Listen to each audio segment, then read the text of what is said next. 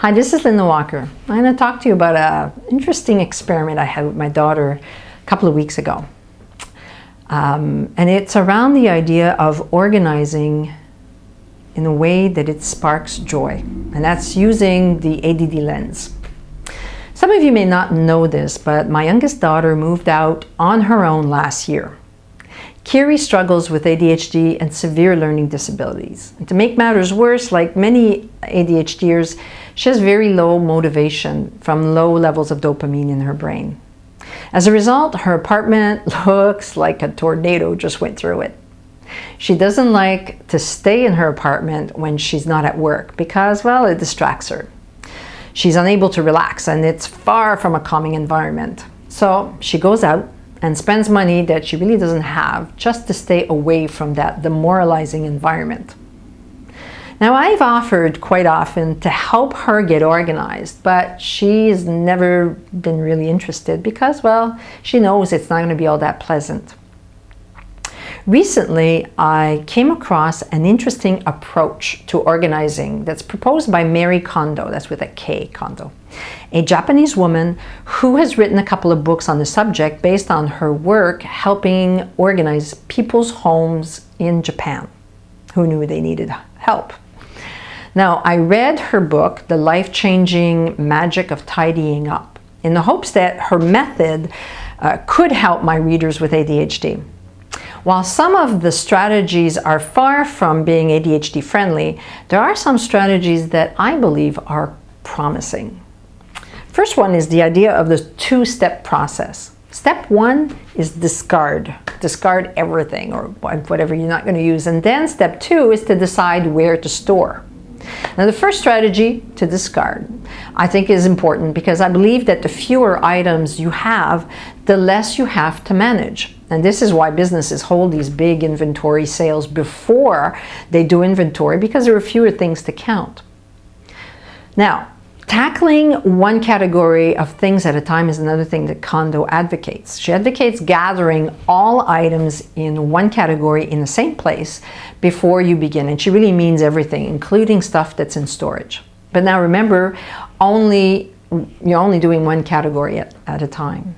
Now this gives you a better idea of what you own. Then she recommends that you start with clothes, and that includes accessories, socks, shoes, belts, outdoor apparel such as mitts and scarves. And then you move on to books, and then documents and various papers, miscellaneous, which I don't quite know what that is yet, and you finish with mementos, the things you keep that have no purpose really except to remind you of something. Now, they're the hardest ones to deal with, well, because there's some sentimental value attached to them. Now, this doesn't sound much different than other approaches so far, but when I spoke to Kiri about the part I loved the most about this method, she was intrigued and eager to try it out. Finding joy is really about what Kondo talks about. She insists that her client take each item in their hands and ask themselves, does this spark joy? If it does not, thank it for either giving you joy when you bought it or for teaching you what doesn't suit you, and then discard it for good. So a couple of Sundays ago, Kiri and I gathered every article of clothing in her apartment, put them on her made bed, she had made her bed that day, and divided them into subcategories such as tops, bottoms, which includes shorts, pants, skirts, dresses, underwear, socks, and purses, accessories, shoes, and outerwear. Then starting with tops, Kiri picked up each item and asked the question, does this spark joy? Anything that didn't, we put in a bag to give to Goodwill, or if it was damaged, it was put in the garbage bag. It was amazingly easy for her to make the decision because the contrast in her mood when she picked something up that sparked joy compared to when it didn't was so great. She'd say, oh mom, I just feel so beautiful when I wear this. Or I just love this color on me. She didn't have to convince me, which usually she ends up having to do, that she should keep it, because I could see the joy on her face. Some items didn't spark joy. They sparked guilt. These were often items she kept because they had been gifts from me or her sister. They had served their purpose, but she kept them because they came from people she loves, and she didn't want to disappoint or hurt us. I encouraged her to thank those items for the love they represented and then let them go. In no time, we plowed through all her clothing. As we completed each category of clothing, Kiri decided where to store that category, and we folded each item. Now, folding for the ADHD brain, this is another part of the system that I like. Out of sight, out of mind. We know that ADHDers quickly forget about things that they don't see.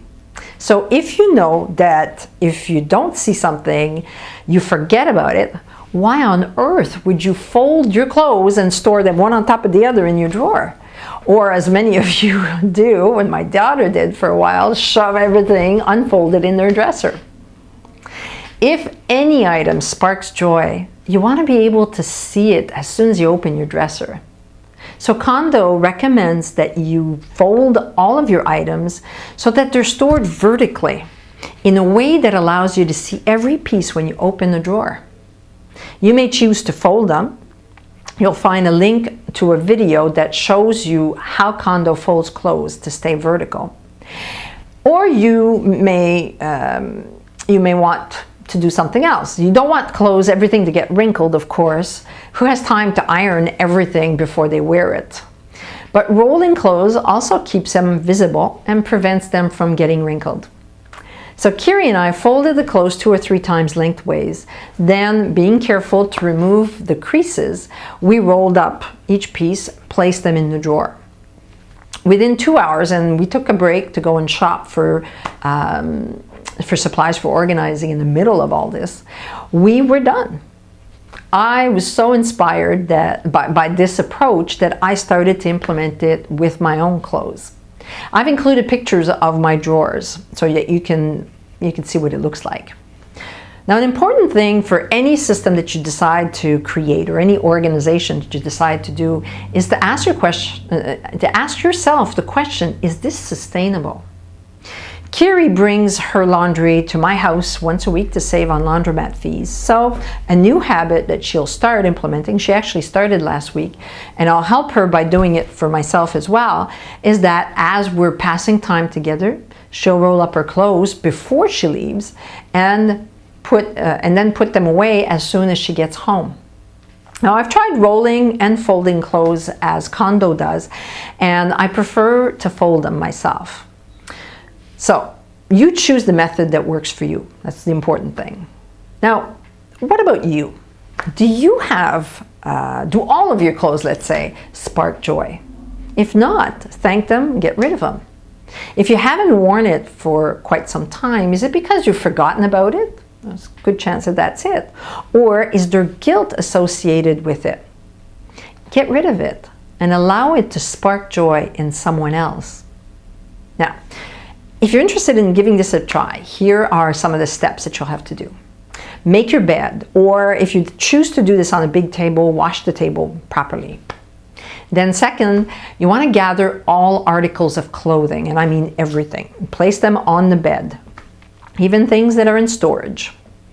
Divide them into categories, as I mentioned before, and you'll see the list in my blog. And then tackle one pile at a time. Hold each item in your hand and ask yourself, does this spark joy? And after each type of clothing, tops for example, after you've sorted them, roll them up or fold the ones that you're keeping. Blouses and dresses and dress pants should probably be hung up. And of course, you want to put them away where you've chosen to store them. Now, hopefully this has sparked inspiration, maybe joy, and you'll want to try it out. I wish you a great amount of success in doing this. This was Linda Walker, Geofocus Action Success.